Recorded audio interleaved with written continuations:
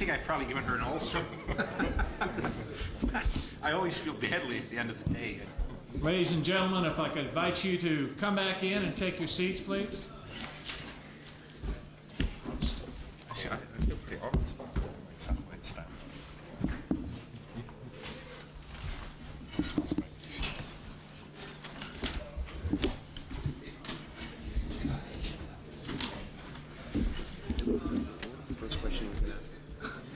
I can't remember. Yeah. I think I protested at his questions. Okay. I protested at his questions. Got comments I have nothing to do with these questions. The key is, you nod at the question in the first line and then you move on. Talk about something like that.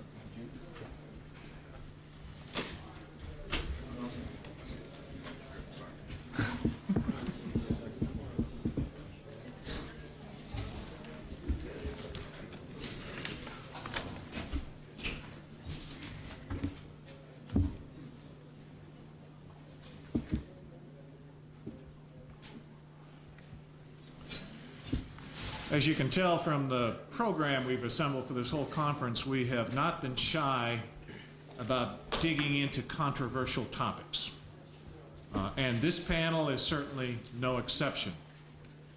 We're going to be talking about the somewhat unique, highly classified, and certainly controversial program known as Extraordinary Rendition. And Judge Santel in the prior panel talked to you about other forms of rendering. This is one that we would basically say is outside traditional law, both domestic and international.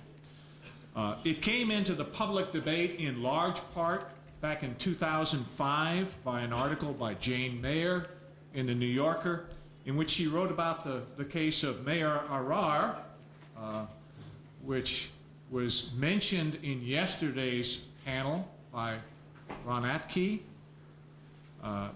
Mayer Arar was apprehended at JFK Airport in 2002, held incommunicado for about 13 days in and around New York, and then he was basically rendered to Syria, where he was interrogated for 10 months by Syrian intelligence officials using extremely coercive means.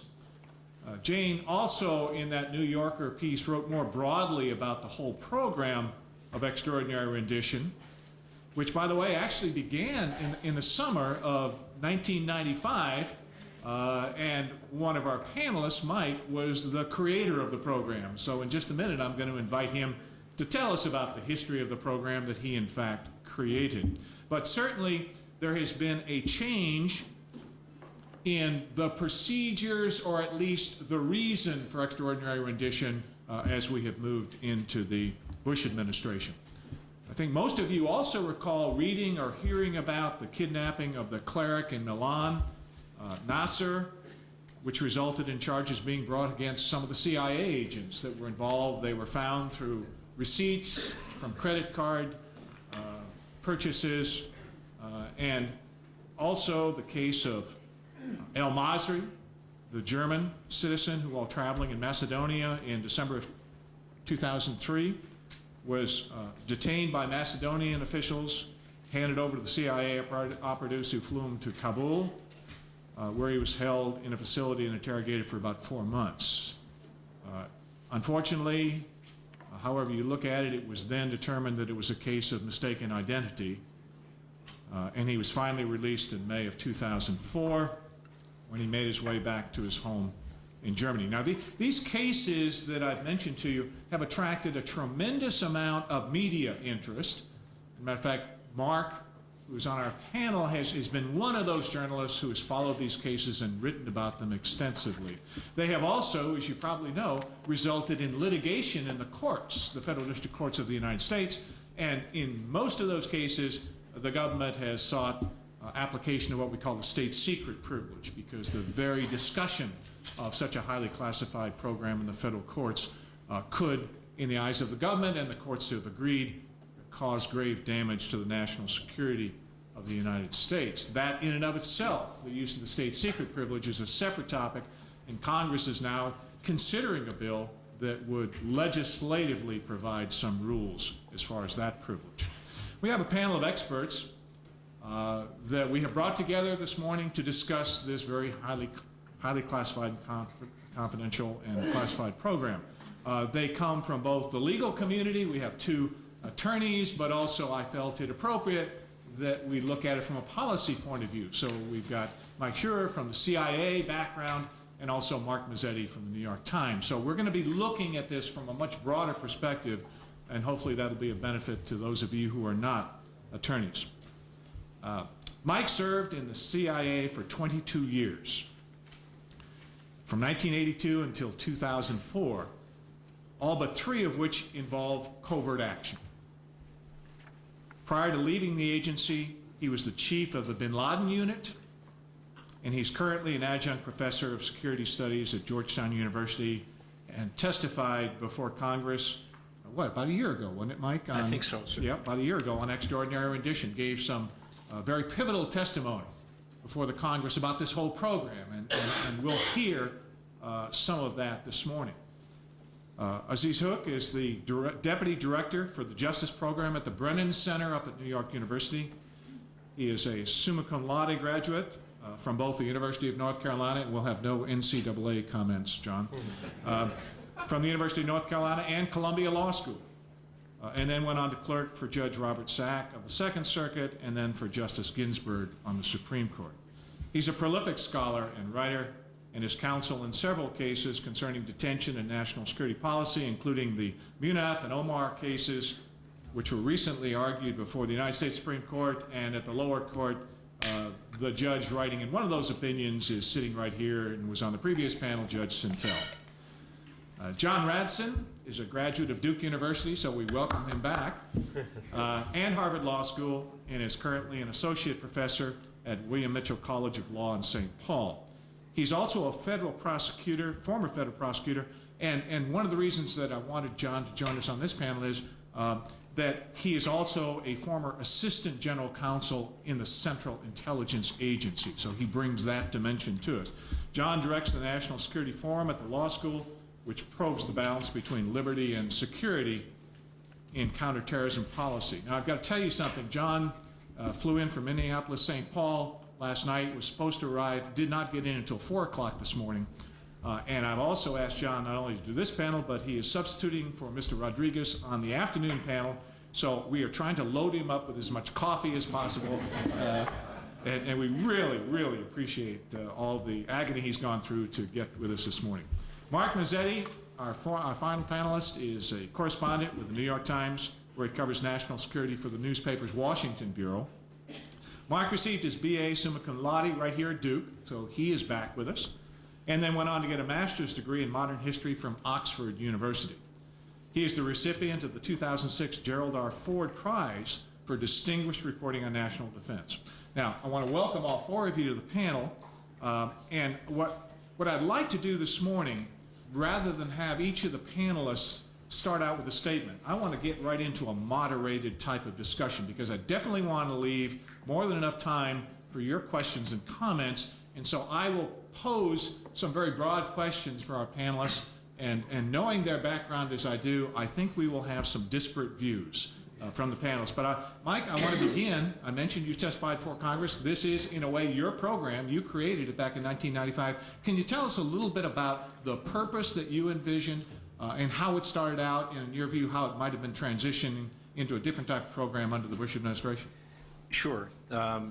In the summer, by the summer of '95, we had watched the proliferation of Al-Qaeda and other Islamist groups across Europe, especially in the Caucasus, in East Africa, to some extent in Southeast Asia, and of course in Pakistan. And the Clinton administration finally gathered its skirts and was a little bit worried about what was going on, and asked us to begin dismantling various Al-Qaeda cells, focusing on Al-Qaeda in particular. The directions were take them down and break them up, and the agency, as always, is a service organization. We said, why, sure, we'll do that. Where do you want us to take them? And they said, well, that's up to you. And we said, no, you don't. You've missed a beat here. We don't have prisons. We don't have jailers. Where do you want us to take them? And the answer was, well, that's up to you. Do the job you were given. And so we focused on setting up a program that only targeted the section of al-Qaeda's leadership that had an outstanding legal process for them, whether in country X or Y, which by itself greatly hindered the defense of the United States. Because if the spectrum was a yard wide of al-Qaeda leaders, those with outstanding legal warrants in places that really wanted them back was perhaps a tenth of a yard long. So that was the standard procedure. You could go after no target unless there was an outstanding warrant for him. Usually it dealt with terrorism, murder, or another capital crime. Then you had to find him, and which was a job in itself. If he happened to be in Europe, you were done like dinner, because the Europeans welcomed these people and gave them residence and put them on the dole. And they would certainly not let them leave to go to any country that had a death sentence. Many other countries around the world were the same way. We had the most success with countries who were either newly formed out of the Soviet Union or countries in East Africa who really didn't want these people on their territory. The first operation we staged was in the Balkans, and it was the arrest of a senior Egyptian terrorist who was wanted by the Egyptian government for terrorism. The agency never picked up or kidnapped or arrested anybody. The local services did that. And then the part the agency played in, and then the person was taken to the country where he was wanted. The agency's role was primarily spotting, persuading the local authorities that the person was not someone when they wanted in their country, and there was a way to take care of that problem, and then brokering an arrangement whereby if that person was arrested, he would be taken to the country where he was wanted. At times, the agency provided the wherewithal or facilitated the provision of the wherewithal to move that person. But that in a nutshell is what the program was designed to do. It still is, I think, the single most effective counterterrorism program in American history. The program transitioned, and I should stop for a moment, and a matter probably of interest to this particular crowd is we went back to the White House consistently on the issue of taking people to countries that the State Department was going to name as human rights abusers or people who did not run an equitable judicial system. And they would say, well, what can we do? And so we would proceed, and we'd go back there again and try to be more explicit. You know, I sometimes say, Jimmy Stewart never made a movie called Mr. Smith Goes to Cairo. And so they finally puckered up a bit and sat down and said, well, what can we do? And they came up with the idea of, can you ask the receiving country to guarantee that the person you're taking there will be treated according to that country's laws? And we said, yeah, we're pretty sure if we ask country X if they'll treat this person according to their laws, that they will. And Mr. Berger and Mr. Clark and the president were happy with that. It's only since Dana Priest's articles and Jane Mayer's articles that we suddenly find that they had insisted that all international laws be observed and that United States law will be adopted within the prisons of Egypt and every other country. They're lying. If that was the case, there would have never been a single rendition. No sovereign government is going to adopt somebody else's laws in their country, I think. You know better than I do. But the post facto defense of the Clintons is, like everything else they do, questionable. Under Mr. Bush, after 9/11, the program transitioned into a bit of a broader program, primarily because the CIA was the only game in town after 9/11. The military wasn't ready to get to Afghanistan. They had not been closely involved in operations against bin Laden, and the White House was desperate for a success for the American people. And so we begin to lower our target a little. I don't know if I said initially, but the targets were always very senior al-Qaeda people. We didn't have enough manpower, we didn't have enough resources, we didn't have enough willing countries to help us to go after every foot soldier. The bar was lowered after 9/11 because we had to show progress. My interpretation was they had to show some progress to the American people. And there's an arrogance within this administration that somehow believes that we can do things better than anyone else. And so when they decided that they cared about interrogation, they decided to hold people themselves. And I missed a point here. Let me back step again. The program initially, as it was set up, had only two goals. And that was to take someone off the street who had participated in a terrorist attack or who we thought was involved with planning a terrorist attack or was involved in masterminding something like logistics support. We had a very good capture of a guy who was in charge of procuring legitimate European documents for al-Qaeda out of Europe through the Caucasus and back into Pakistan. But these were very senior people. That was the first goal, get threats off the street. The second goal was when that person was captured, to take from him whatever documents he had at the moment, electronic or paper, because they had never assumed that anything on those documents would be read by Americans. Initially, there was no concern at all with interrogation. First, because we would not be doing it. Second, because if the people who were doing the interrogation, those who the person was turned over to, you could bet on the testimony given to you it was altered in a way that would serve the interests of the country that was giving it to you. So it was very tainted in the sense if country X or country Y interrogated these people, you would have some information, but it would be far from probably what was actually said. And probably the third most important thing is by that time we knew al-Qaeda had trained its people to believe that they could die and go to paradise two ways, on the battlefield against the Americans and their allies, or in jail in Egypt, in Algeria, or in the United States, and that their duty once in jail was to fabricate information that would interest us, or to provide us with an enormous amount of information that was absolutely accurate, but so dated that we would end up chasing our tail. By the time you checked it all out, you wouldn't move forward. I think the prime example of that is the fellow that went to Egypt who told the Egyptians that Saddam and Osama were involved in nuclear dealings, and then recanted after the Iraq War began.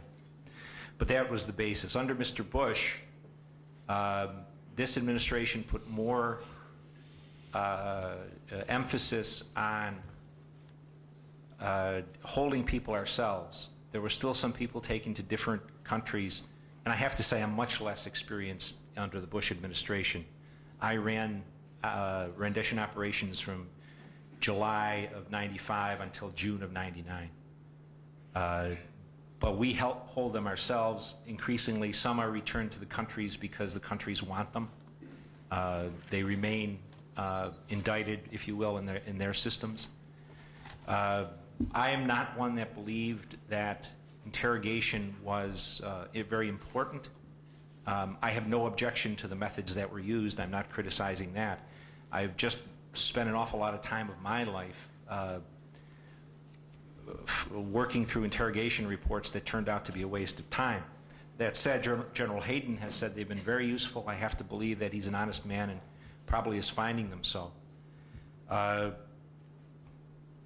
The cases that were mentioned, Arar, Abu Omar, and al-Masri, if I'm correct, Arar is not a agency operation. But the problem with these three gentlemen is what occurred when we lowered the bar. They're clearly not top-level operatives. None of them are.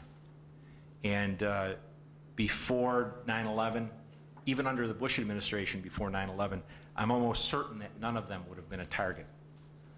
And having seen al-Masri's dossier, I would order him picked up again today if he was still on the street, if it was the first time I was looking at the dossier, because the dossier was conclusive, and I think there's a story to be told somewhere about the Germans and their relationship with al-Masri. But I would leave it there, that in a nutshell. Professor Silliman mentioned I testified before Congress, and it was an interesting experience because the European community, European Parliament, had sent in a delegation, and that was the hearing. I was a somewhat faded adornment to the hearing. But the big powers of the European Parliament came in and wailed about rendition being the true heir of Gestapo tactics, and they made sure to date the beginning of rendition from Inauguration Day in 2001 when President Bush became president. And so when I came up, I kind of corrected them and said, it started in '95 under Mr. Clinton, and one of the problems we've had is that Europe has become a huge safe haven for most of these people who are aiming at the United States. And something moved behind my head, and all 10 of them got up and walked out like little ducks. I offended an earl of this and a baroness of that. Not the first time. Not the first time. But the point I wanted to make is that one thing that seems passing strange to me is whatever we say about the Bush rendition, it has at least the potential for being a far more humane version of rendition than the program that I ran under Mr. Clinton for almost 4 years. So I've never really understood that particular dichotomy. I think you should really look at it all as one and not two separate programs. Mike, let me put a question to you, but then invite the other three panelists to join us. You mentioned that you created the program and your principal purpose was trying to get laptops, trying to get documents, yes, because you felt that perhaps there was less credibility in statements that might be procured through interrogation. But nonetheless, I think you said at the beginning of your comments that you believe that this is probably one of the most effective programs that we can use as far as getting good information on the terrorist threat. So I guess my question to you is, with everything you've said about how the program morphed in the Bush administration and is now perhaps more concerned with interrogation than actual capture of documents, do you still believe this is the most effective tool that the United States has to get this type of information? It is only the most effective tool because it is the only tool. It was never, ever designed to be the U.S. counterterrorism program. It was designed to be a complement to the activities of the special forces, to the whatever advances public diplomacy. It's a war-fighting tool. It's not the whole thing. It turned out under Mr. Clinton to be the whole business. And because we still labor under the delusion that we're fighting terrorists rather than insurgents, it has become almost something that we think is going to win the war. Where we talk about bringing them to justice one man at a time, and it's clearly not working. But it remains vital to U.S. security because there's nothing else out there. In many ways, we're becoming one big Israel.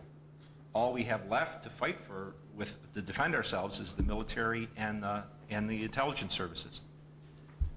Well, I know John wants to have a comment. Aziz, let me invite you. You have any thoughts on the effectiveness of this program? Is this something that has been effective and we ought to continue it if we're talking about a new administration coming in January? I think that the question of effectiveness has a number of different dimensions. One is the dimension that one sees when one looks at a particular set of cases. So we've seen what, does it work with respect to these individuals? But I think that we need to attend to two further dimensions of effectiveness. The first dimension is what are the consequences of having a program of extraordinary rendition that is by now fairly well known around the world on the ability of entities like Al-Qaeda to recruit. What is the propaganda gain or loss from extraordinary rendition? And that's very difficult to quantify, but I think it has to be part of the equation. The third, or the second thing that I think is important to put on the table is what is the effect of extraordinary rendition? What is the effect of this set of policies on the rule of law in the countries that we are working with? The rule of law in places like Jordan, the rule of law in places like Egypt, the rule of law in places like Pakistan, where countries where the absence of legitimate democratic institutions, the absence of vehicles of meaningful popular political participation have been historically the drivers of radicalization, of moves to terrorist violence and the like. So I think that there's an important question about whether in adopting something that, and Michael may be right about its short-term efficacy with respect to the very small, narrow lens question, whether in adopting something that may be effective in a very narrow gauge, in the larger framework is compounding and creating problems that are of a different magnitude down the road. John, you come with a unique credential. You were an assistant general counsel at the agency during the time when the Bush administration was in charge of this program. What's your view on this? I did not have enough coffee.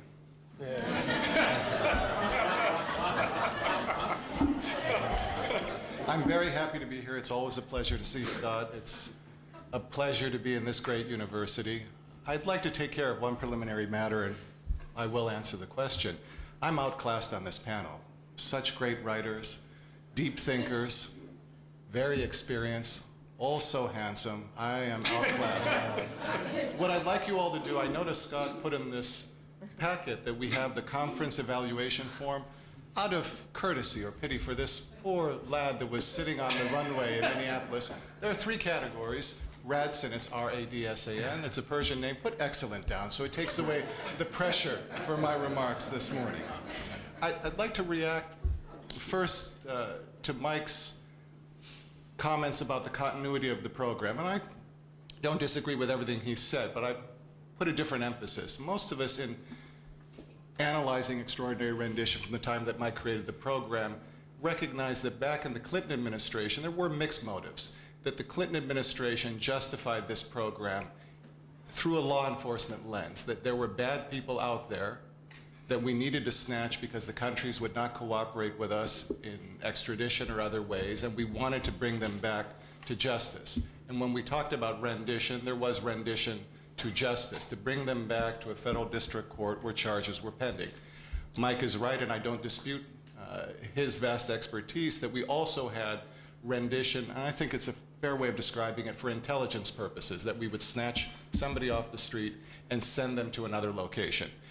The emphasis, as far as I can tell, under the Bush administration is more for intelligence purposes, that we have not been snatching people off the street outside the United States to bring them here for law enforcement. We're not using the criminal justice paradigm to fight terrorism.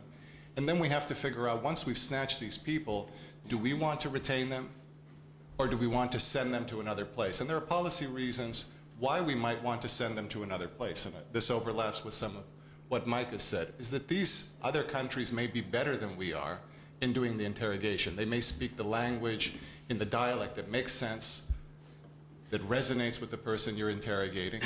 They may have more of the witnesses that they want to bring in documents to check what the person is telling you. The country may consider this person that's been snatched more important to their purposes. They may have been following this person for a longer period of time. So it goes over there. It may be safer. I think in the early days of the war on terror, after 9/11, we didn't have all these facilities set up. Some of these other services had the facilities, so it does make some sense to send these people there. But what we've been avoiding, and I think this is part of what Aziz is saying, is that there's this idea that we're not doing this at all in conformance with the law, that it is all winks and nods. And that may not trouble Mike, but my job, and Mike might not be troubled by the lack of effectiveness. He's going to say this is a policy decision for people at a higher grade. But it will trouble lawyers that we are there, we're not to make policy, we don't know the Al-Qaeda threat, we're supposed to advise on the rule of law. And we'll avoid a lot of steps. Aziz and I were doing, I notice all the charts of how does the law apply. There are a number of issues that we should and can avoid. Is it international human rights, the laws of arms conflict? Is it international humanitarian law? These are tough questions. Does the Convention Against Torture have extraterritorial effect? Law professors will debate that. We had some amendments in 1998, the Foreign Affairs Reform and Restructuring Act, and there's a question whether there are regulations, it's classified at the CIA, such that these standards that apply in other countries apply to the CIA. We have to talk about due process. I mean, do these people have due process rights, and if so, to what extent? So a lot of legal moves.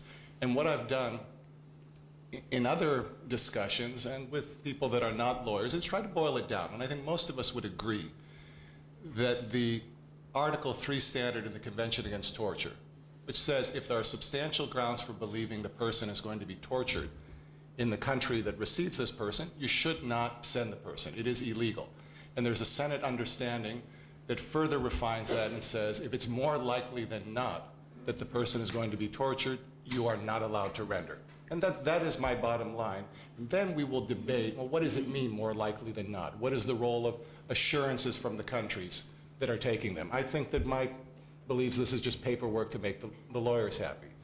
We can debate that. What about monitoring that we might do after the transfer? These are the interesting questions for lawyers. And what I emphasize here is that even if we come down to this more likely than not standard, it is not absolute. There is no absolute standard. There are going to be risks of mistreatment. If we send someone to Egypt or Jordan, they're probably higher. They are higher than if they go to Finland or Sweden. But let's not be too pure. If we maintain custody of someone, there's a risk this person is going to be tortured in our custody. We know this. We know this from Abu Ghraib. We know this from some of the other allegations about the black sites. These are tough issues, and I've enjoyed the comments from the other panels, is I don't think that this lends itself to the pure, rarefied, theoretical thinking that is common in law schools, but not common on this panel. Okay, and I want to get to the law in a few minutes, and that's primarily, John, where you and Aziz will talk about it. But I want to bring Mark in, because I think Mike's suggesting as well that because this is such a highly classified program, that maybe the question of its effectiveness can be impacted by the widespread reporting. I know, Mike, I've heard you say in a quite critical way about Jane and Dana and the fact that this was, in a way, something that never should have happened. That the program would have been much better had it stayed in the black. Am I correct? I didn't think there was a Pulitzer Prize for treason. But I was wrong. Okay, Mark? Good. Because obviously you and your colleagues, and you have been involved in this, and you did get a prize for your type of reporting, but Dana and Jane and others, your colleagues, have felt that this was something that needed to be brought to the attention of the American public. So how do you view about the effectiveness and how the role of the press fits in with this? First of all, thank you, Scott, for inviting me down here. It's especially with such fantastic weather. As a Duke graduate, it's always great to be back. And I realized coming over to the conference this morning, I think that this is the earliest I've ever been up on this campus. So it's I didn't realize that that people were moving around at 8 a.m. But to your questions, I think that first of all, the question of the role of the media. We talk to people who have access, at least in some capacity, to information about these programs, and these people talk for a reason.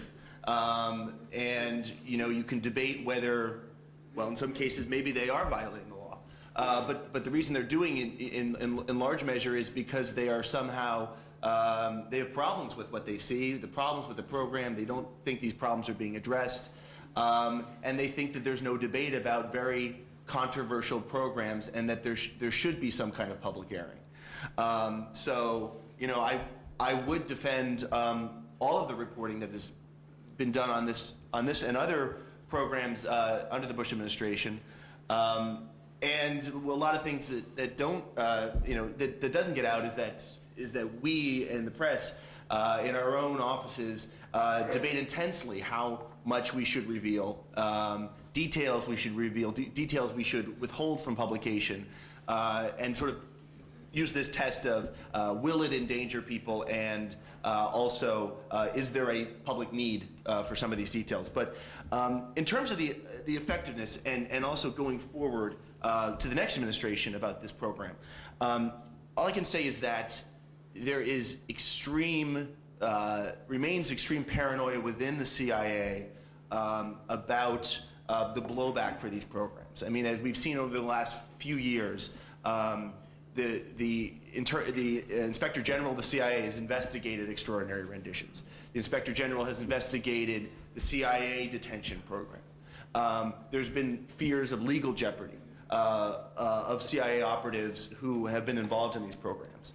And the very public, frankly, screw-ups have in many ways soured, I think, the agency on doing a lot of these extraordinary renditions. For instance, the Italian operation, the Abu Omar case, which had resulted in 26 indictments of CIA agents in Italy. I mean, that is they take that very seriously, and something that would make them think twice about doing such kind of extraordinary renditions in the future. But what I think may happen is, whether it's the Bush administration or Obama, Clinton, or McCain administration, you are probably in the future going to see a kind of a two-tier system. I think it's very doubtful that the CIA will be doing extraordinary renditions from Western European countries in the future.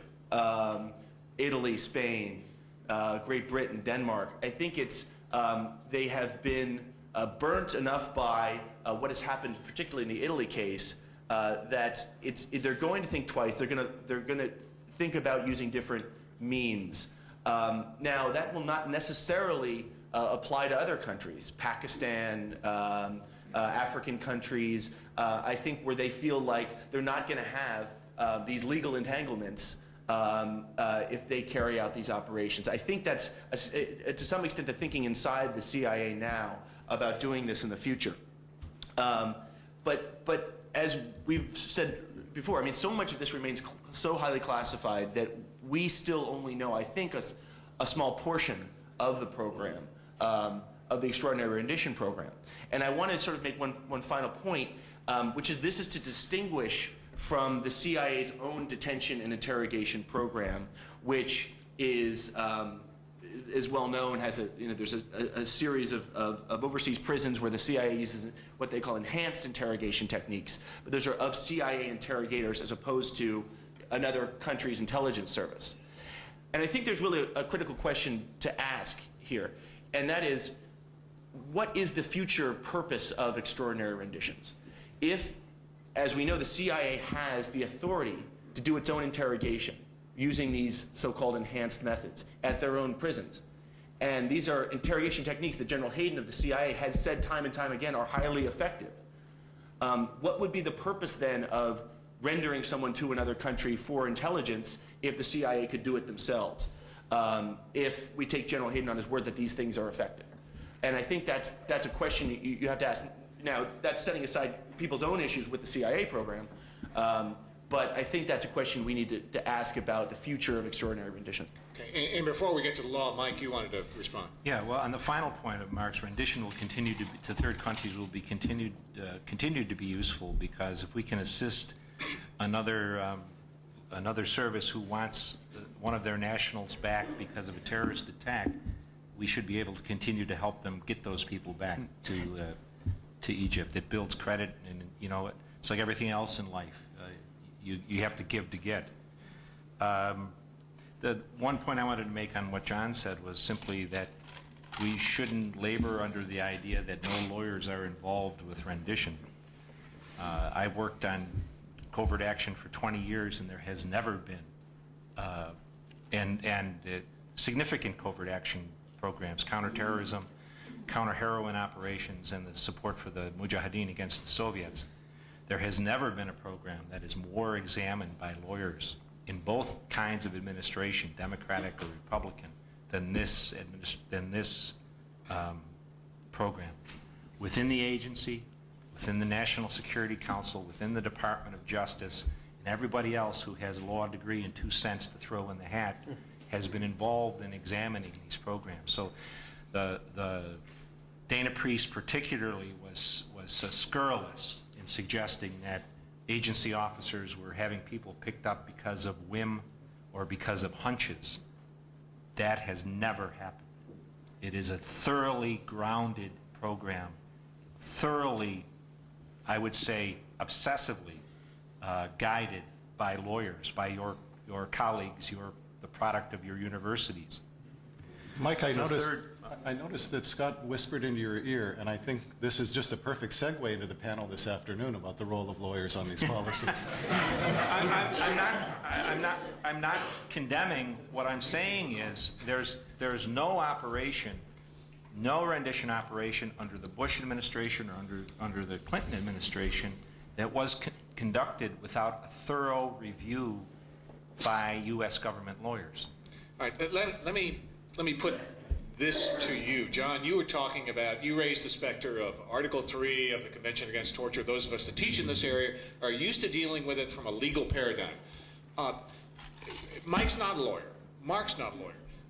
Is assessing the extraordinary rendition program, is it something we ought to look at through a legal lens? Or maybe is that the wrong lens? Is there some other type of lens? And Aziz, I think you've kind of explored different approaches to assessing it, not necessarily through a purely legal point of view. Am I right?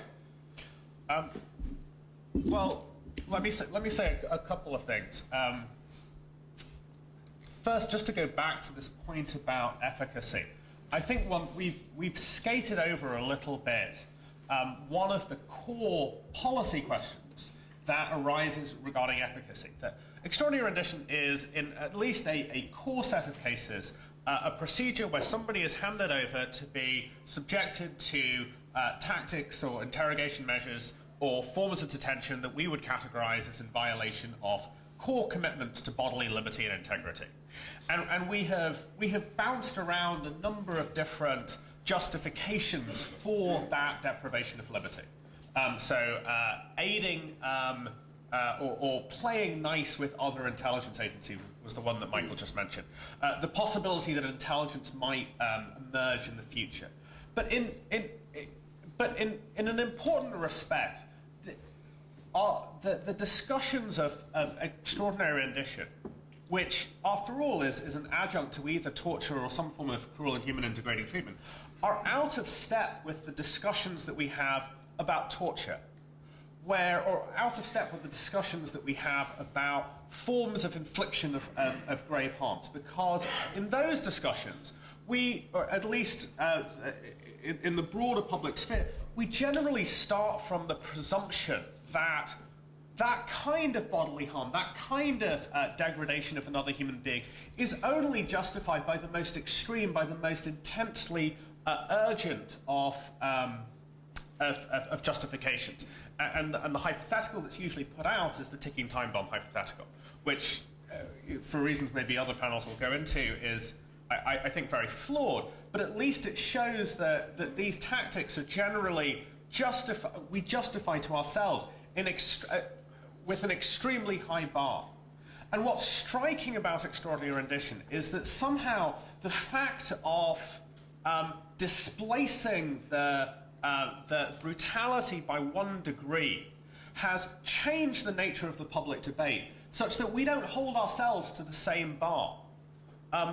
We can, in all seriousness, point to benefits from this policy, manners in which, or measures of its efficacy that are far removed from the measures of efficacy that we would apply to as you say, as Mark said, General Hayden applies to the enhanced interrogation measures that the CIA has used in the past. And so there's this peculiar disjunct when we talk about efficacy with respect to extraordinary rendition policies. And I would just underscore what John said, that this is not a criticism of the manner in which it's been operated at the agency level. It's a criticism of the political formulation and the manner in which it has developed over time. And so if this is a criticism, it's a criticism of what Michael called the lowering of the bar, the changing of the standards and the changing of the operationalization of the program. And I think that's important to get on the table because this notion of efficacy may be a misleading one. Okay, John? I violated this rule, but I think it's very important to understand one's place in any of these discussions. When we think about extraordinary rendition, when we're reading the New York Times, that's one type of thinking. When we think about extraordinary rendition in a conference, that's another sort of thinking. When we're doing extraordinary rendition, when we're in the government, it is very important to understand one's role. And I think we can illustrate it here in the back and forth between me and Mike, is Mike is in the operational side. He's in the CIA. His counterparts are going to be within the intelligence community, the National Security Council, the White House. They have the luxury of thinking about these broader issues, the policy, how it fits into our counterterrorism policy, how it affects our relationship with our allies, how it affects the rule of law. I think Mike would say that some of these issues are beyond his pay grade, that we need top cover. This is a term that's often used at the CIA. We need to go to the politicos, explain the risks and the benefits, and get a decision. Once that decision is made, and if there is a decision that we're going to do something like extraordinary rendition, then Mike and people like him will come and talk to the lawyers, and it is lawyered at many levels. White House, National Security Council, and the CIA lawyers will play a role, much like corporate lawyers with aggressive clients, whether it's on antitrust or litigation. It's not the luxury of a lawyer to always have easy black and white answers. Because they'll say, we want to structure it this way. And the lawyers will say there's a risk of illegality, and then there'll be a back and forth. Well, we structure it this way. You might say that this is stepping into this dirty area, but I think lawyers do it all the time, that if we want the purity, and I go back to this point, then we should sit safely at home reading the New York Times and being informed and being a citizen. But if we're going to participate in making these policies, they are difficult in the same way that it's difficult to advise a client about antitrust implications. And there is going to be the back and forth, and I think good lawyers will recognize. I mean, this is my role. I mean, maybe I can creep into some of the policy issues if they ask me, but the lawyers don't sit at the table when the policy decisions are made. They're not there at the principals' meetings at the NSC.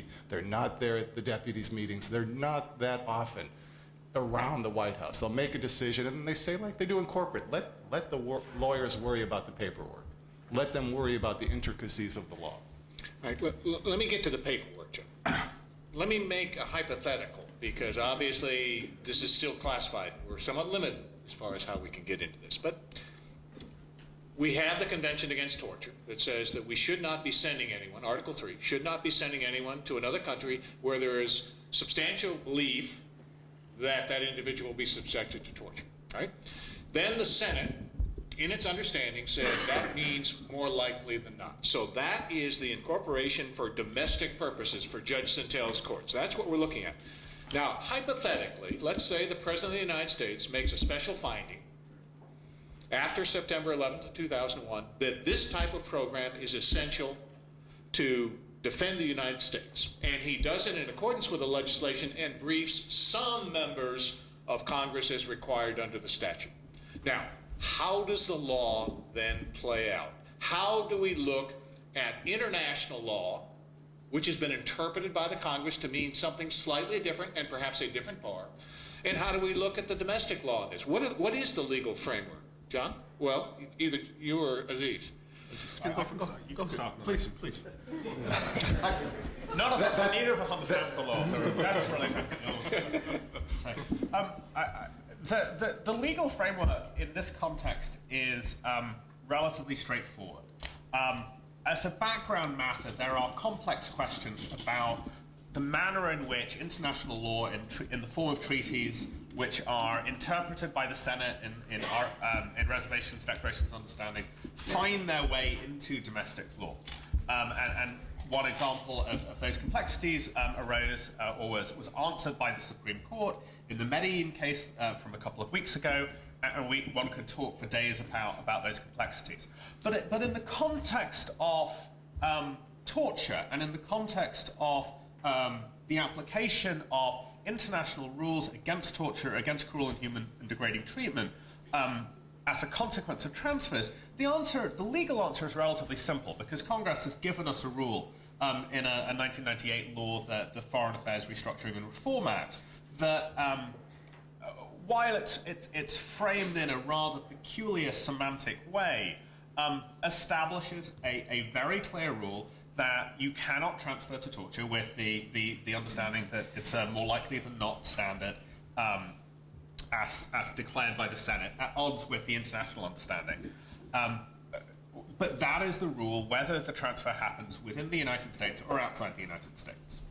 Now, the hard question is not the standard. The hard question is how institutionally and procedurally the standard will be applied. And what we have seen over the last 4 years, and it was illustrated, I think, by the release of the March 2003 memo of OLC, is that lawyers internal to the government play a key role in determining the procedural steps that should be followed and the fidelity to substantive standards in carrying out operations that run close to the bone of civil liberties and core human rights. And in the past 4 or 5 years, 6 years, the quality of lawyering in core government agencies, I think it is fair to say, has fallen drastically, particularly within the Justice Department's Office of Legal Counsel. And so one way of thinking about the problem of extraordinary rendition is, yes, there may be transfers that occur overseas. Michael may or may not be right. I have no idea that these are inevitable. Maybe these will continue in a new administration. But what will be the internal process? What will be the quality of lawyering and procedures that is put in place?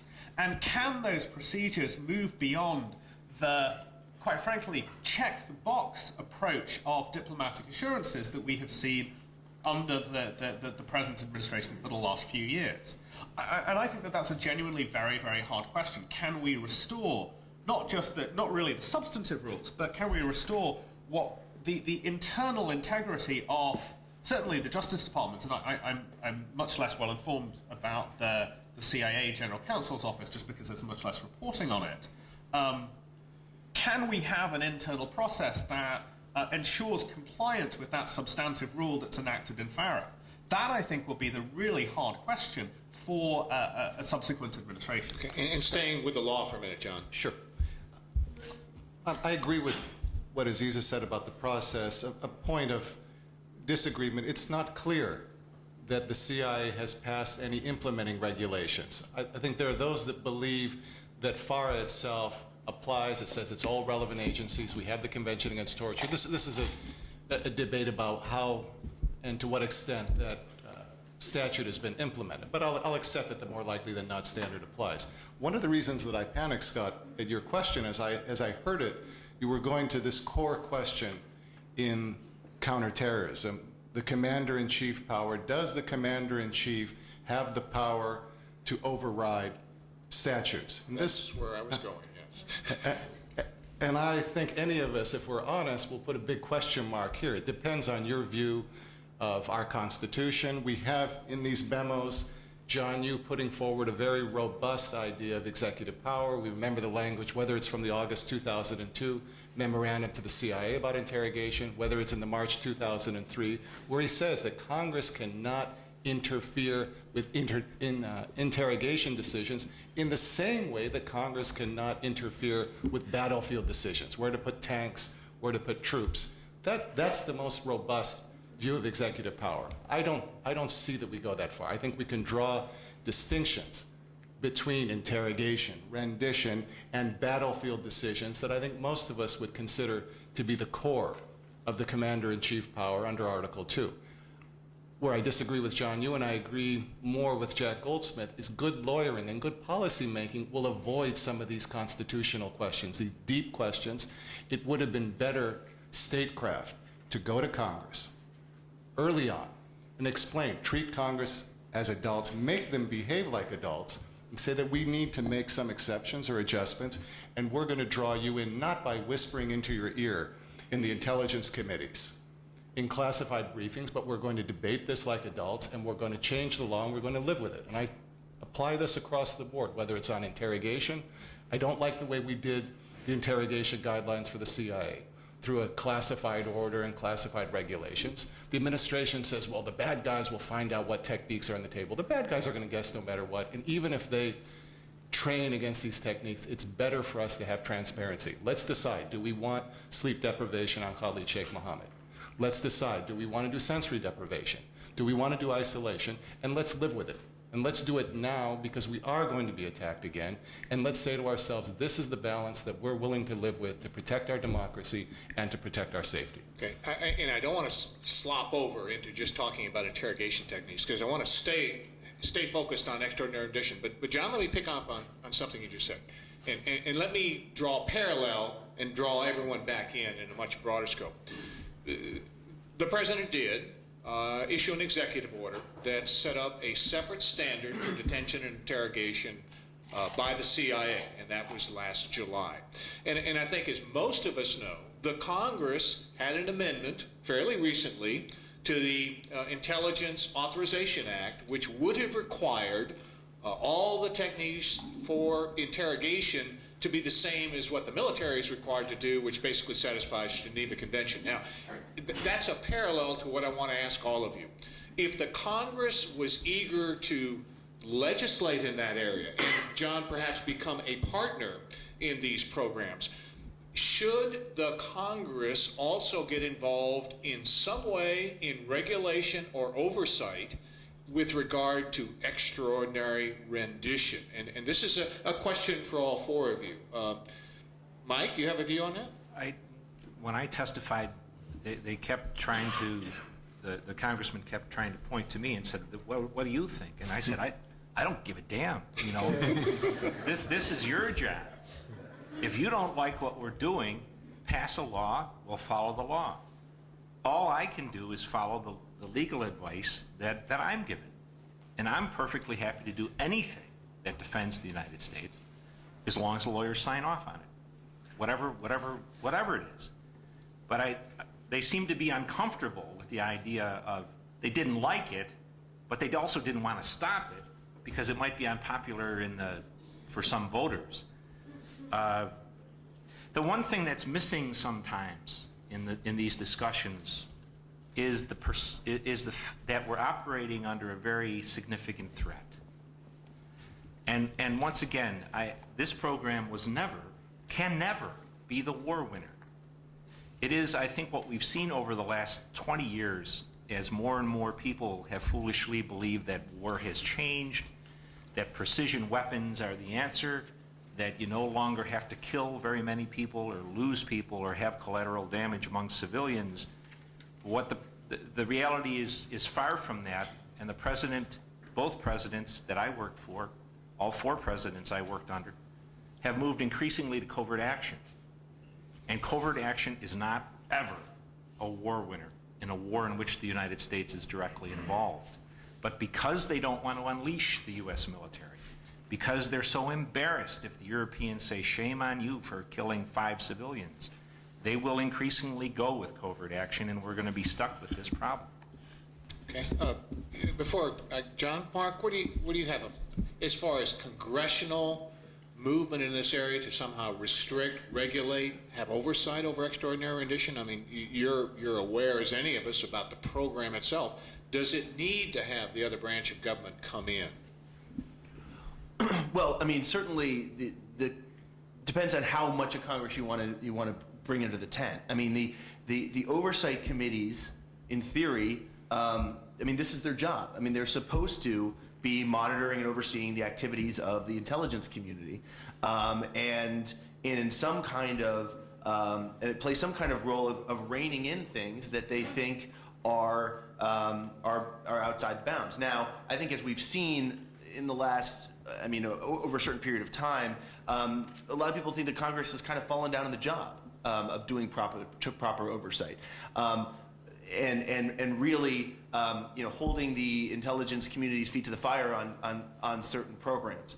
Yeah, I won't get into whether I think Congress should get into more, but I do think that the problem as we've encountered over the last, well, really the Bush administration, is how closely held some of these. Sorry, my Rudy Giuliani moment.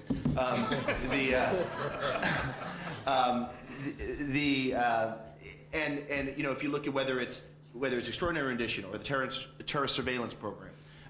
Or the secret prisons. When you're limiting it to the Gang of Four or the Gang of Eight or whatever, and they're not allowed to even talk to each other or have their staffs involved, I mean, what kind of oversight is that? And I think there is an argument to be made for at least having a much broader universe of people who can weigh in on these things.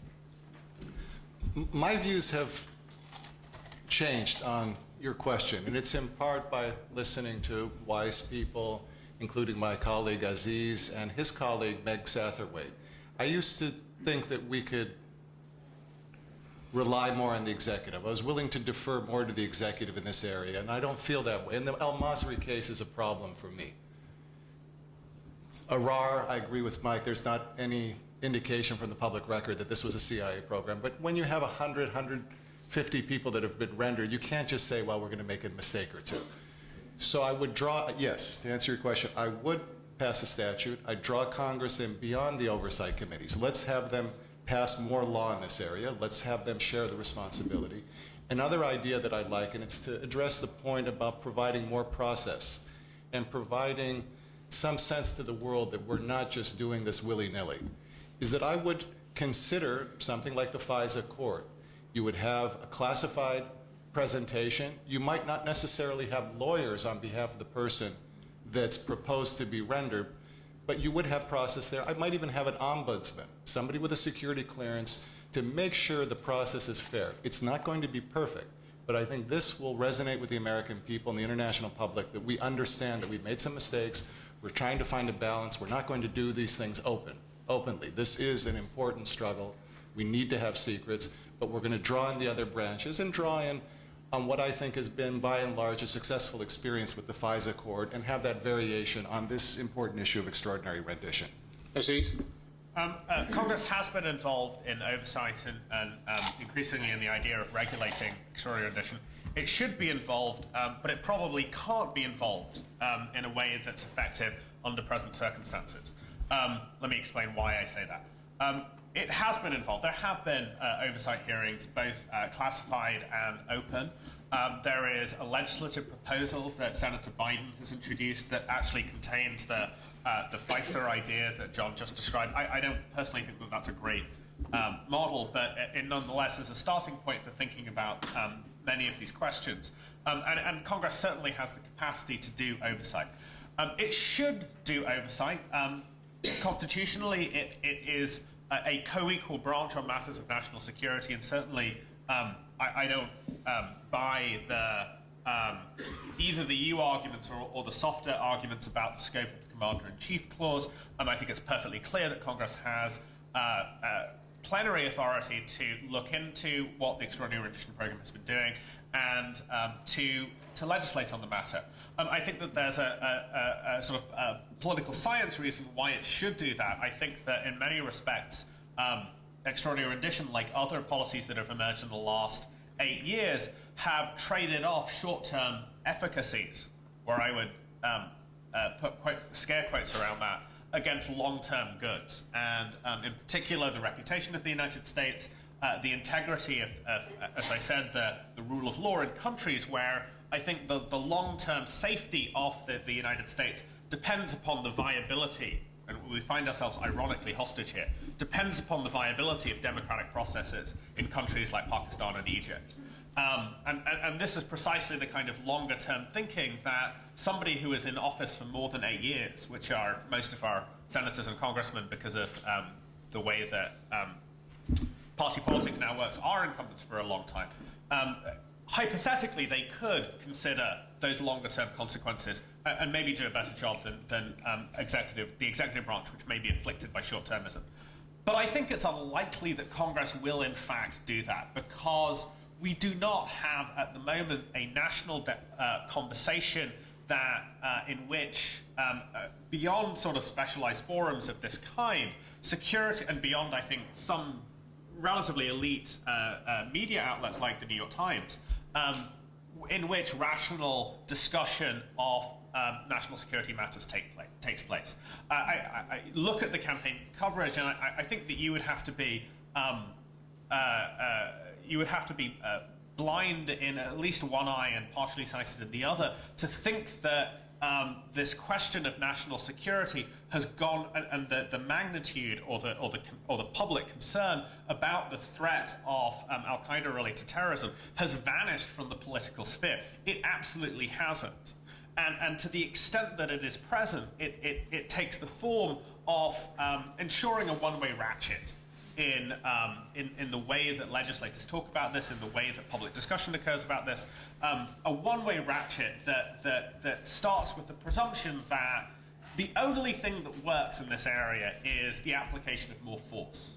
The only thing that works, or the only thing that is a good in this area, is a hammer. That this is that the United States has military force, covert action capacities, the ability to spy, the ability to gather information, the ability to intrude into individuals' private lives, and that maximizing the application of those uses of force is the solution. And there's almost no serious discussion about whether force in fact is congruent and proportional and achieves given goals, whether it has collateral side effects that are in the long term harmful. And I see no reasonable prospect in the next 5 years of a national conversation, and I think that this is despite the hard work of people like Mark, no reasonable prospect of a rational conversation in which costs and benefits can be weighed meaningfully about national security. So I'm very pessimistic about whether the Congress can actually step up to the plate. And can I just make one quick point? I mean, another thing is just that, I mean, if you look at just sort of very base political motives,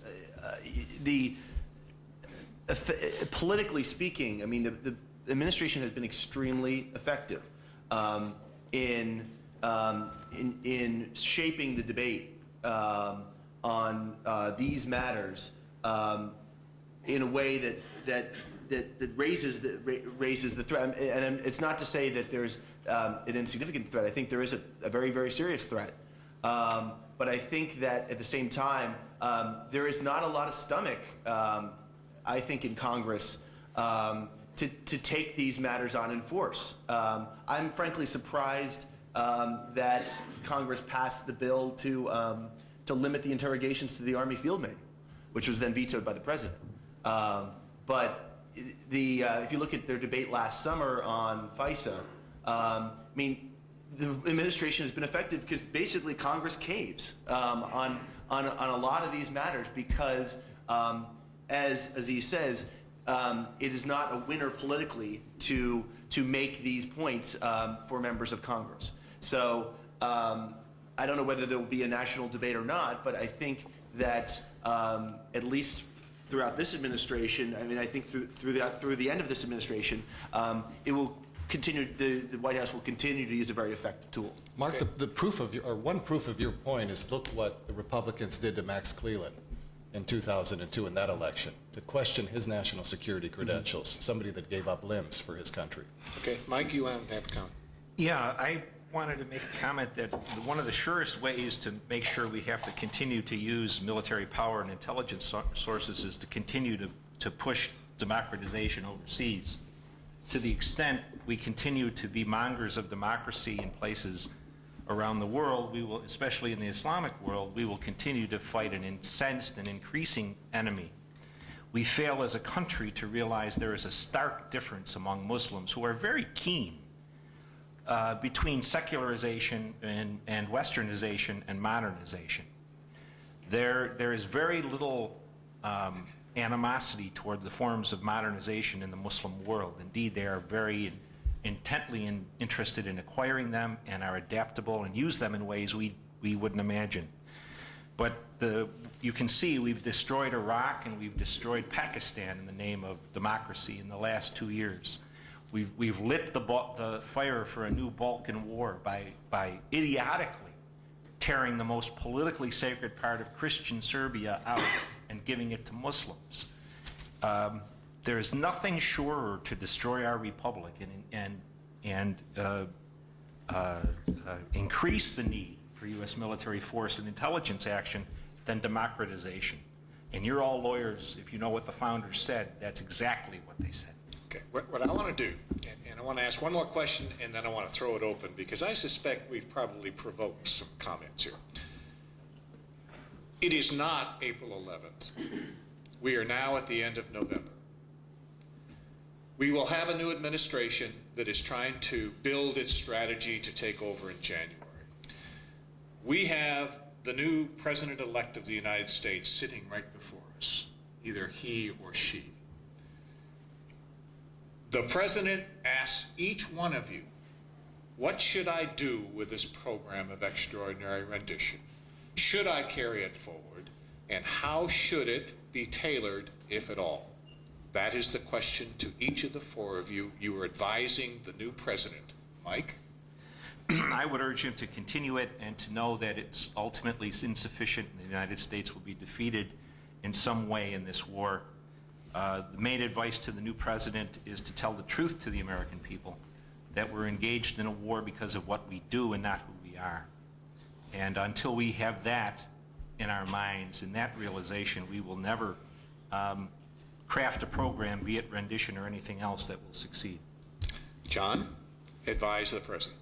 Mr. President, you should continue the program of extraordinary rendition, but we should not be using it as extensively as under the prior administration. We need to go to the American people and the international public and carry forward that message and let them know that we're going to be doing it with a lot more internal controls and better oversight. This is very similar to the transition that we made in the CIA's detention and interrogation program. For a number of years, it was a completely black program, except for some reporting from Dana Priest and others. The president now openly says that we maintain this program. We don't have any people there now, but for special situations, we will use the black sites, the detention and interrogation program. Similarly, in special and important cases between intelligence services or bringing back people for justice, we should continue the program of extraordinary rendition. Aziz, where to from here? Stop the program. Okay, that's brief. Mark? And Scott, I'm going to completely dodge your question, only because answering it will probably elicit some Sunday column from the public editor of the New York Times asking, what the hell was I thinking by answering that question? So, Scott, could we use coercive tactics on Mark? You know, a couple of weeks ago, I told some of my students that we were going to have the CIA folks come down and give us a practical exercise in waterboarding, but we couldn't do it because we were in drought conditions down here. So I guess well, let me do this. We have about 30 minutes left, and I promised you at the beginning of the conference that I wanted to ensure that we had more than enough time for your questions and comments, and I've jealously safeguarded this time. So we have John and my wife Bev on the microphones, and we will start down here. Bev?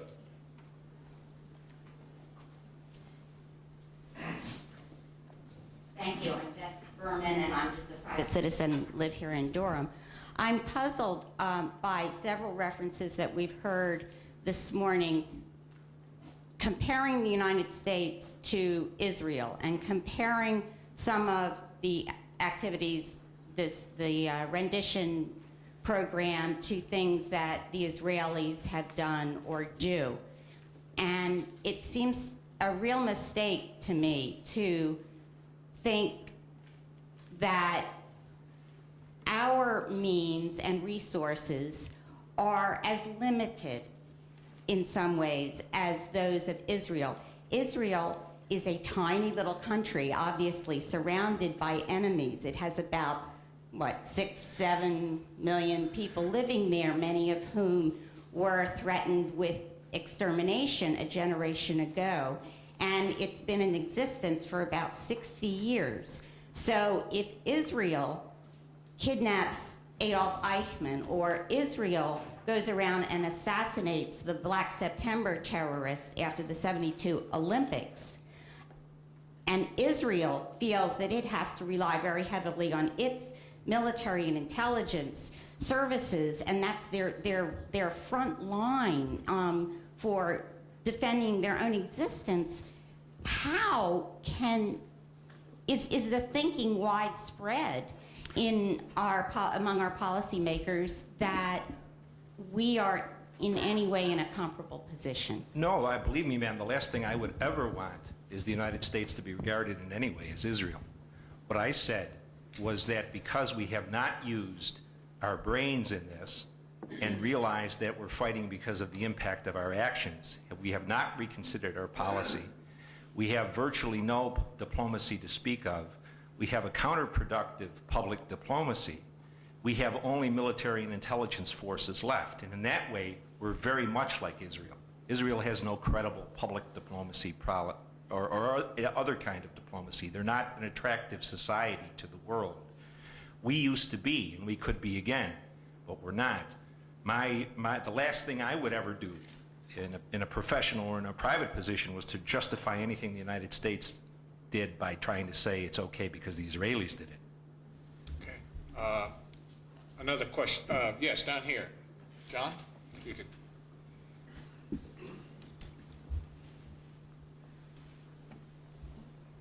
Hi, Samira Daniels. I'm going to come back at the perspective of the citizen.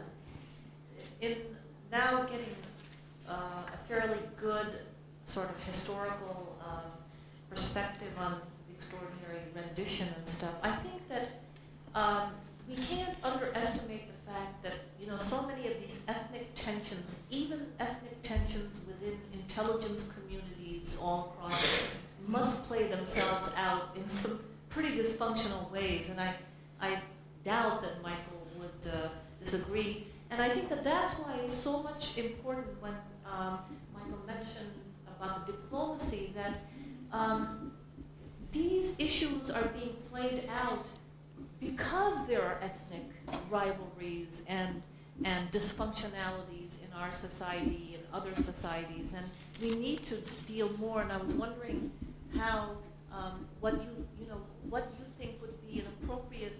Don't you think it's a larger issue? I guess what I'm trying to get at. Anyone want to talk about that? Michael? Michael, John? Well, in my perspective always was I'm in the business of protecting Americans.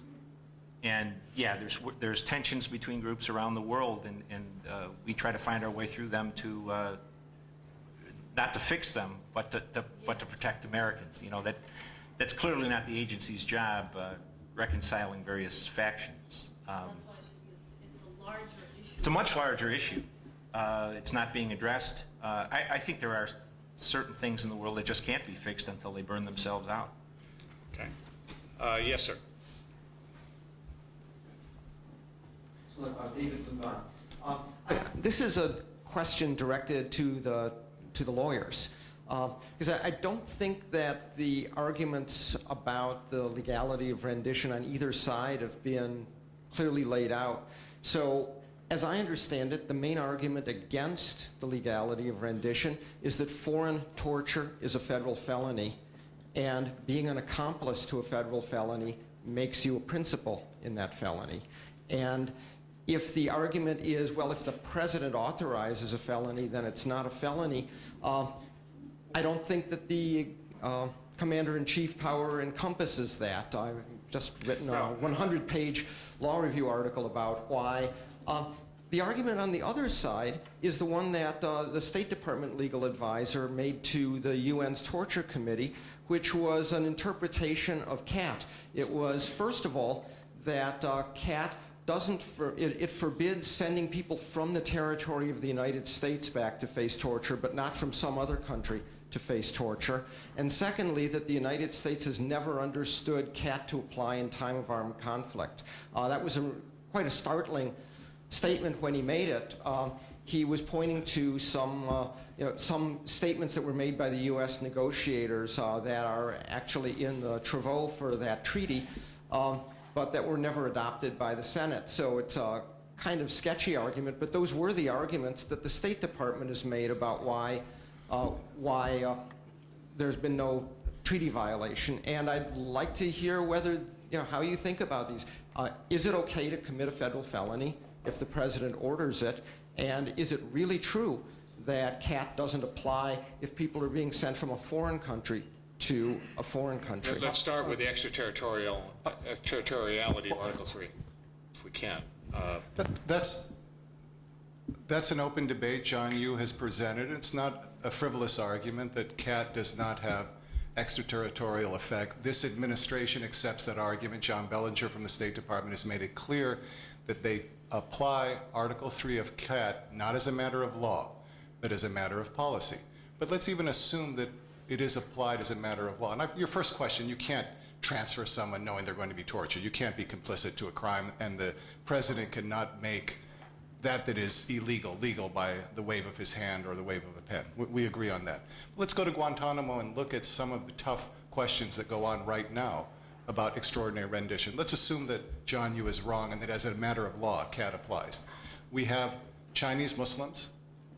They say that they're going to be mistreated if they're sent back. We're ready to release them. We don't think they have an intelligence value. That is a tough question to me. And we get into some of these areas that I mentioned in passing, the role of assurances. Do you think that it counts for anything that the leader of China says will treat them well? Do you think that it counts for anything that the person running the intelligence service says will treat them well? Do you think it counts for anything that they even attach the various tactics that we consider to be torture or cruel, inhuman, and degrading treatment? These are difficult issues for the State Department right now. They made a decision that they considered these Chinese Muslims, and I can't remember whether they're Uyghurs, how you pronounce it. Uyghurs, thank you. They were able to arrange for other countries. Albania took some of them. And this is also the downside. If we're going to be too pure about the risks of torture, those Chinese Muslims, some of whom have not found a third country, are still sitting in Guantanamo. They're not completely safe from mistreatment there, but they're being detained. I mean, you might say to yourself, let's release them in the United States. I don't want them in my neighborhood. I'm not so sure that they're innocent, but I accept the administration determined they're not a threat, they're not of intelligence value. Now we have to figure out your question, that Article 3 question. Is it more likely than not that they're going to be mistreated in China? They're going to be tough questions. When you send to a country like Egypt, I think it takes more of an effort to put your head into the sand and say to yourselves, no one's going to be mistreated there. I wonder Mike's view about rendition to Egypt. No, it's stupid. You'd have to assume 80% that they're not going to have a good time in the Cairo clink. But that's what we're told to do, and you do it. I would demur, or I would resist the notion that it's either the criminal prohibition, which I think you're correct in describing, and I think that the notion of commander-in-chief displacement is, I agree with John, clearly wrong, or the set of international law arguments that you've seen spun out by people like Bellinger that is driving the analysis of the way things work here. If either of those had in fact been accepted, then I think that we would not have seen the diplomatic assurances develop the role that they have, because there's no reason why, if it was the criminal law or the application of CAT that you were concerned about, or in the manner that you described, that you would develop this practice of diplomatic assurances. And that's why I think that there is essentially an acceptance that there is a rule that applies here. It is more or less the rule that CAT, subject to the RUDs, installs, the sort of the more likely than not standard. And the question is how that standard is honored, which is not to say that either the commander-in-chief clause question is unimportant or uninteresting, or that this argument about lex specialis that people like Bellinger have made is either unimportant or uninteresting. They're just not what's driving the cart, I think, here. And I think that at some point one will have to answer this procedural question because of cases like Parhak, which is the DC Circuit case that was argued last week concerning one of the Uyghurs who, in fact, does seek transfer into the United States because there's no real evidence that he's an enemy combatant, however one defines that term, And even the United States, even the Solicitor General's office, which says some interesting things these days, does not claim that it has the authority or that it would be legal to transfer somebody to a place where there was torture. They, as a practical matter, they don't assert in the legal proceedings that are going on now, either in the Parhart case or in the case that I've been involved in, the Minaf Omar case, that they would ever transfer somebody if that person was going to be tortured. They may be lying, they may be using procedures that you can shelter that fact with, but they're not going to come out and say it. Okay. Ron. Simple question to Mike Scheuer. You indicated that Mayor Arar was not a CIA operation, and yet it was disclosed before the Commission of Inquiry in Canada that it was a CIA plane that took him from Kennedy out to Jordan and then rendered him directly to Syria for torture for 10 months. Whose operation was it? It was FBI and the Canadian Services, and they got him in New York, and then they needed help. It was not the Canadian Services. They were totally surprised when... That's baloney, sir. The biggest piece of baloney, I worked for 20 years with the Canadian Security Services. They are among the most professional, knowledgeable, and legally minded in the entire Western world. The idea that they are now saying that they were 100% wrong is, this matter was politically settled in Canada in favor of They gave wrong Mahar. information. They were totally surprised when he was not brought back to Ottawa and he was rendered to Syria. Well, they were totally surprised, like Captain Renault in Casablanca. That's probably going to be a subject for a luncheon discussion. All right, another question. Yes, sir. Bev, right in front of you. Right here. Gavin Reardon. This topic and a lot of them really brings two images to mind, and one is that Bud Light commercial with the guy with the hitchhiker with the Bud Light and the axe.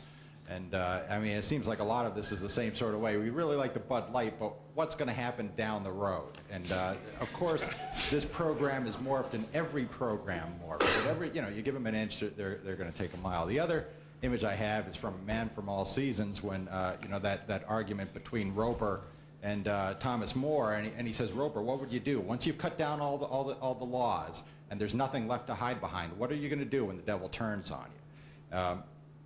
I guess what I'm trying to get at is the one thing that really chilled me is this whole argument. And I think it goes to Michael and Mark, but as press reports as being treason, and that comes back to this whole thing of national security. And national security reminds me of Ronald Reagan and family values. I mean, who is the anti-national security candidate? Who is the anti-family values candidate? But what does it mean? If it just means protecting people and property, well, that's one thing, but I think we should be honest about it. But if the nation is the precepts that made us unique and made us great, then I don't see how this necessarily protects the nation at all. And I think part of it goes back to yesterday's discussion about this 10th circle, that we are trying to influence the people who have not made a decision. What are we trying to export? I mean, analogies to Israel are bad because they're not trying to export throughout the world that they're a beacon of democracy and freedom for all and the things that we say we are. But my ultimate question then is, how does this program fit into overall what we are trying to do around the world? What are the third order effects of us doing this sort of thing? And how does it affect that 10th circle that we would like to influence? This program exists because of what we're trying to do around the world. We are at war with an increasing part of the Muslim world precisely because of what we're doing around the world. And anyone who thinks that it's a precept of America to export democracy is surely ignorant of our founding fathers. There was no intent to do that except as a model. And to the extent that we keep pursuing the set of foreign policies we have at the moment, programs like Rendition will be necessary but insufficient to protect the United States. I didn't mean to imply that was one of our precepts. I mean, I think our ultimate precepts are in the list of grievances in the Declaration of Independence. And Right. There's plenty of them there that I think are applicable here. And the precepts, the actual precepts that govern us are in the Constitution. Right. And in that, the only oath, when we look at duties, that says one thing: the President shall be Commander-in-Chief of the Armed Forces. That's it. But it says he has one duty: preserve, protect, and defend the Constitution of the United States. It doesn't talk about protecting people or anything like that. It talks about the Constitution. So those are the precepts that we have. How does this program, affect it? And I guess an adjunct question: how would we respond if China was snatching people off the streets of San Francisco who were opposing the Tibet policy and taking them to China? We would probably try to stop them, I would think.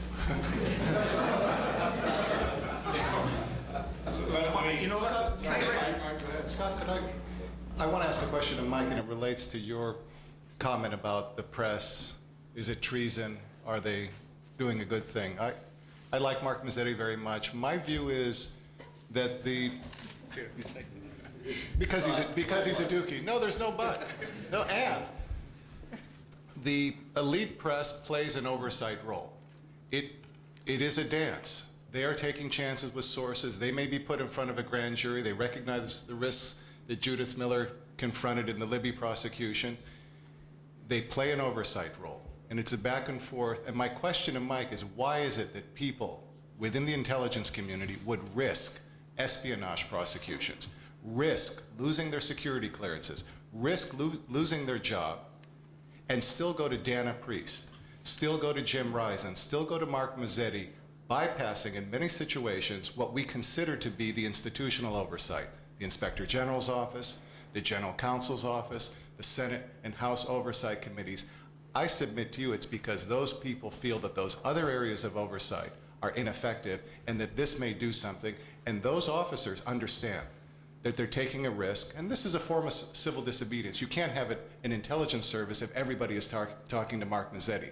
But if somebody at a senior level thinks what is going on is so bad and is willing to risk all those consequences, then I have respect for that person, and I have respect for the elite newspapers that take it and that they also consider.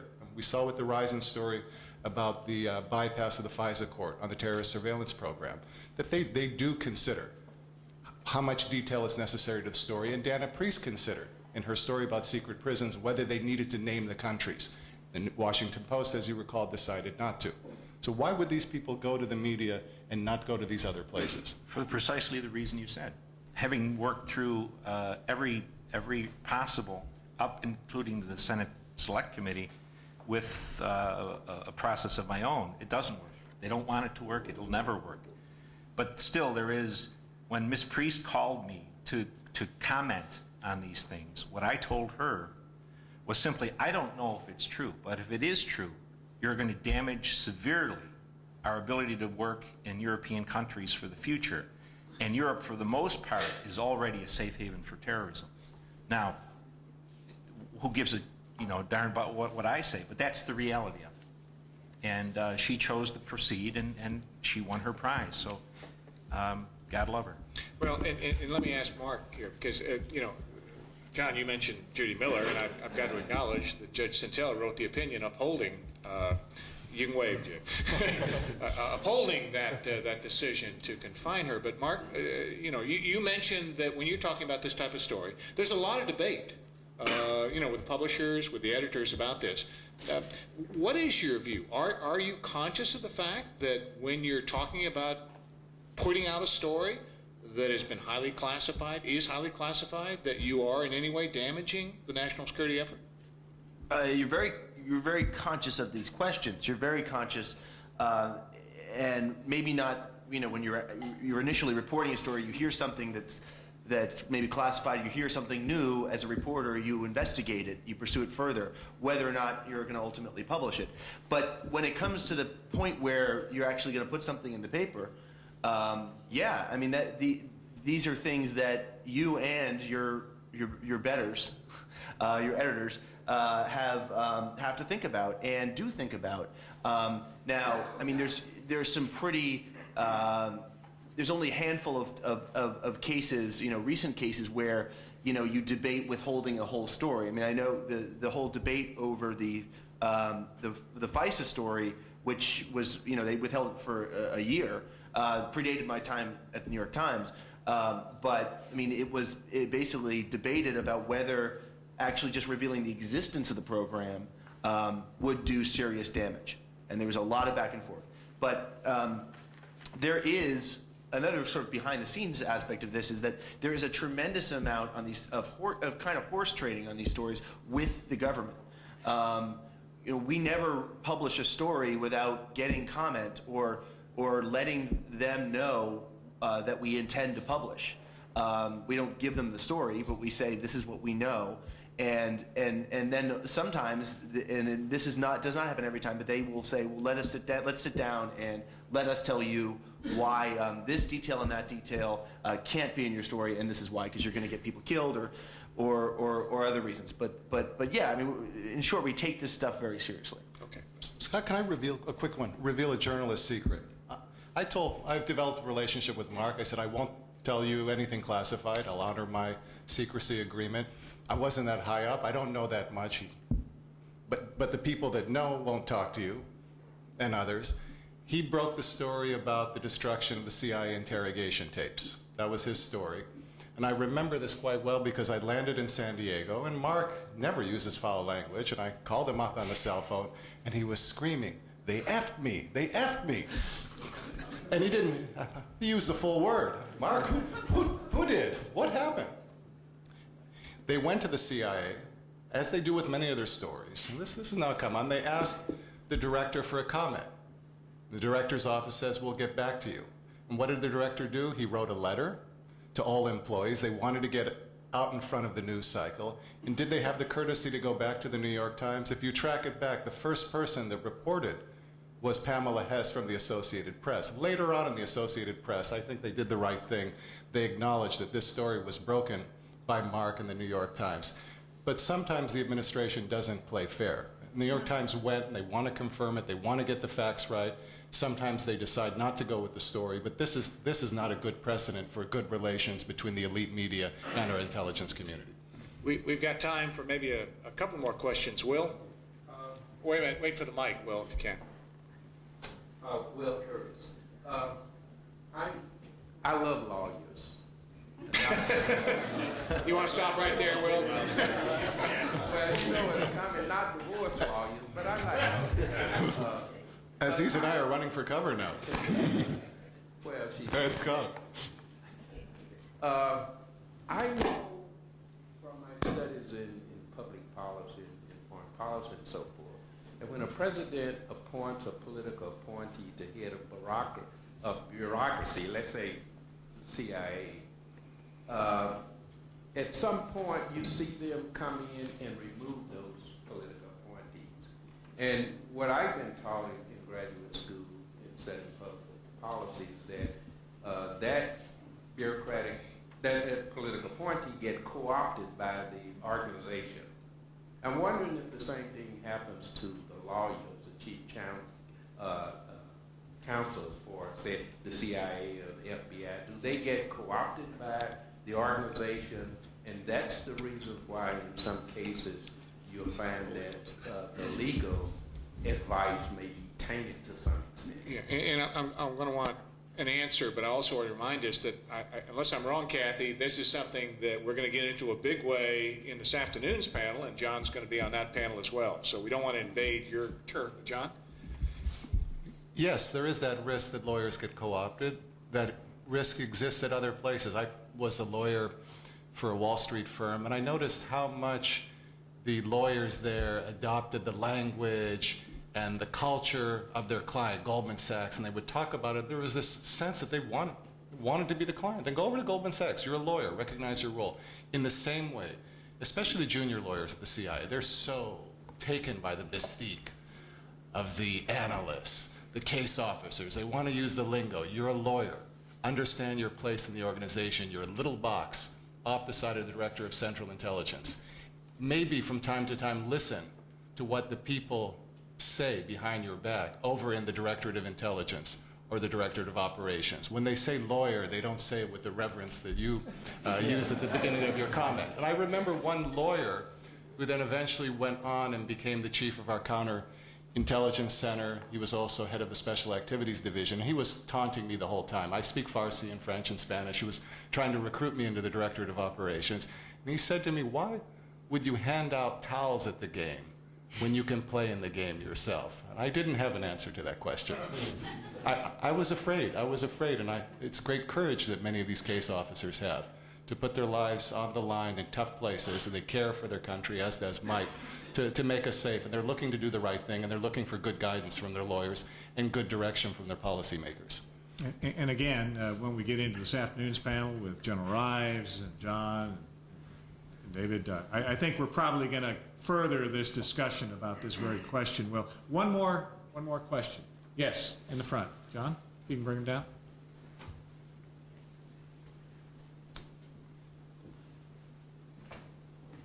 I'm going to talk about a question we talked a little bit previously. I'm Rob Manley. You talked earlier, Mark, about when you go through the editorial process, how you make a conscious decision and talk with your editor and everything. And also, John, you've talked about allowing sunlight to shine on the process before you have certain techniques during the interrogations and whatnot. My question for both of you, if you were the king for a day doing a role reversal, for those less benevolent persons who might seek financial gain or awards or whatever personal accolades for publishing stuff, if you were the king for a day, what safeguards would you have in place for sensitive information?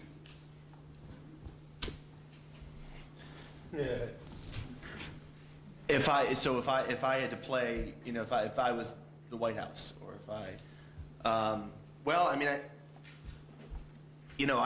don't know. I mean, right now, jail's a pretty is a pretty good motivator, I think, not to do something. Right now, people can be prosecuted for leaking classified information.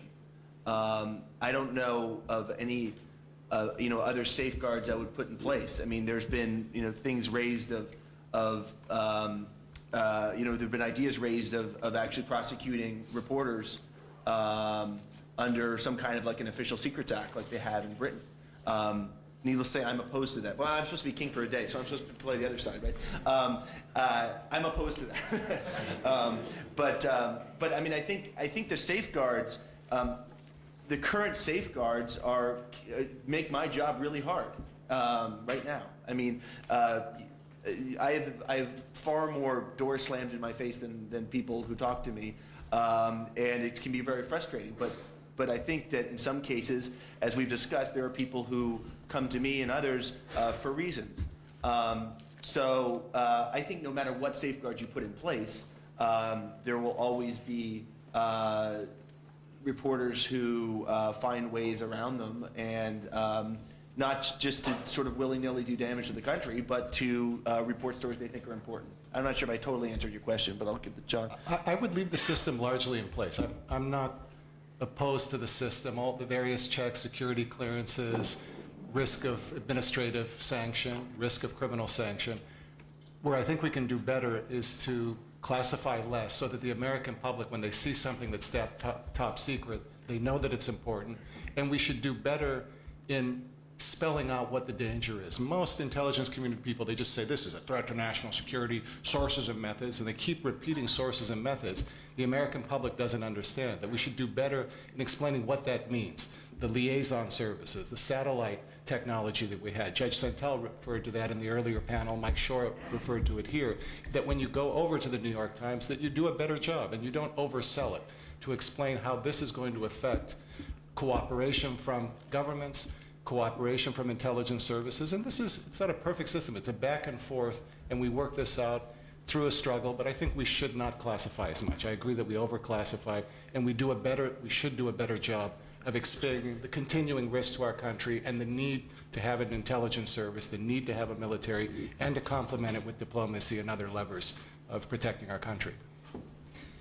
I wanted to make just one point on to go one step further about something that troubles me, and I don't see it ever discussed, is we're involved, I think, in a war, conflict, whatever you want to call it, for the first time in kind of Western legal history, Western history of any kind, really, where there is a certain number of people you can never release. We now have over 36 people that we've released from Guantanamo who either gotten killed on the battlefield in Afghanistan or Iraq, or we have recaptured. The 14 gentlemen in Guantanamo at the moment, Khalid Sheikh Mohammed and Ramzi bin al-Shib and people like that, if they go through a trial and you find them not guilty for substantive or for procedural reasons, you still can't let them loose because they'll go right back to the fight. I think this is one area where lawyers in Europe and here should stop, we should stop screaming at each other and trying to figure out what do we do with these folks. So I'd close with that, but that's, to me, the whole question of prisoners of war is a whole different kettle of fish in this particular struggle. Let me suggest that when we chose to have this panel, when I wanted to discuss this, I recognize that we're very limited because this is so highly classified. But what we really wanted to do for you this morning was to give you, I guess I should say, Mike, an unvarnished view of what we can, because this is a debate that needs to go on in this country. And obviously you now know that there are differences of views and some pretty substantial differences of views among our panels, as there are throughout this country and throughout the world. So join me if you can and thank the panelists for their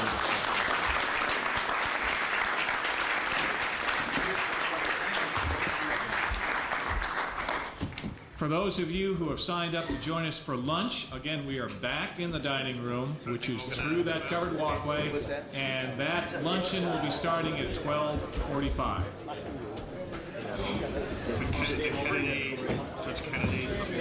Well, that something could, and we're kind of waiting.